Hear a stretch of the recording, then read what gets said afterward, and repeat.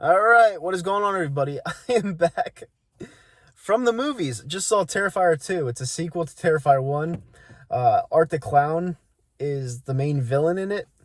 It was one of the more phenomenal horror comedies I've ever seen in my life. The second one was even more over the top.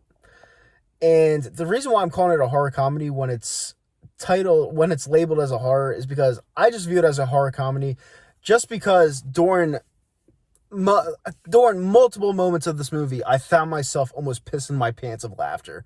It was just one of the more incredible, phenomenal, fan-supported films I've ever seen. Now, let me start this review off by saying, parents out there, don't be a hero.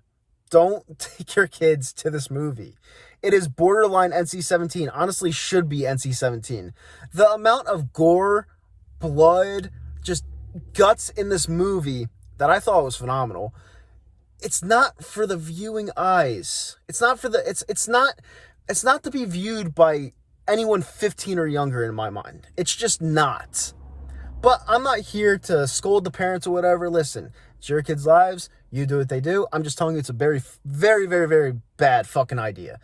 Art the Clown in this movie comes back from the dead, basically. It's one of those more Michael Myers things where you don't know how he escapes because last movie he pretty much got stabbed in the head multiple times, got shot, beat up, pissed on, spit on, you name it. Whatever you do to this guy, he just can't fucking die.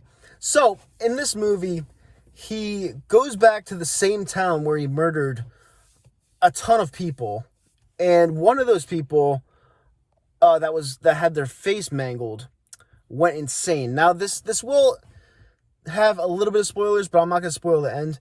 One of the main victims of the movie that survived in the first one is a nut job. She's in this insane asylum because as her face got mauled off, she can't live the life she wants to, so she takes it out on someone else and mauls them to death. So that's a spoiler right there. Sorry I had to, but I already cut into it. So basically, going back to that town, he follows this family of three. And what happens is the main girl in this movie, she has to kill, and everything's connected in this movie. She has to kill Art the Clown herself. No one else can, because if you just kill Art the Clown, he'll come back to life. Somehow, some way, she's connected through her father who killed himself because he was dealing with a brain tumor and he just couldn't take life anymore, so he ended up killing himself, running this, I think it was a car accident or whatever, and just killed himself. So it's up to her to basically kill the spirit of Art. And let me just tell you something. This movie was fucking phenomenal. It really was. I loved every second of this movie. It's very long. It's like 2 hours and 28 minutes. It was like when you watch Wolf on Wall Street. You're like, when the fuck is this going to end? But you kind of don't want it to end. It's a great masterpiece of a movie. And I'm pretty sure it has like a 91% on Rotten Tomatoes.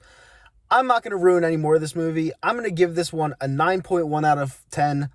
And you're going to be seeing more of these movie reviews come out.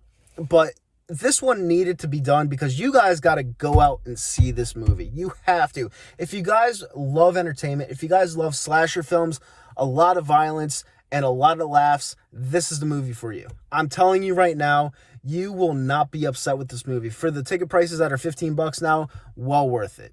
And I hope there's a Terrifier 3, but this was fucking phenomenal. You have to go see it. So, Terrifier 2, hopefully this movie review did enough for you to go see it. 9.1 out of 10. Good job. Good fucking job with this one.